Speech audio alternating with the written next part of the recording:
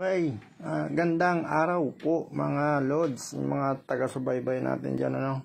At meron tayong isang kaibigan na taga Camarines Norte or Camarines Sur ang nag-request ng ganitong klase ng backlight sa kanyang Shogun stock panel, no?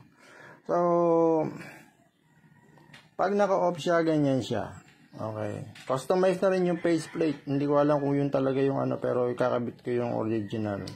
So, ang gusto niya kasi mangyari is green ito, orange to, and then red to.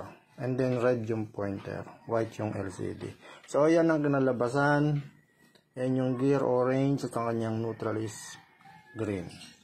Yan po yung nais niya. Ngayon, ilalagay po natin yan sa medyo madilim para makita nyo naman po yung effect. Yan po yung mangyayari dyan, yung kulay.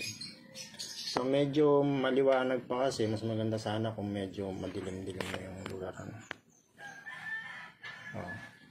Green ito, orange to, red ito. Yan po yung gusto niya. So, sinunod lang natin.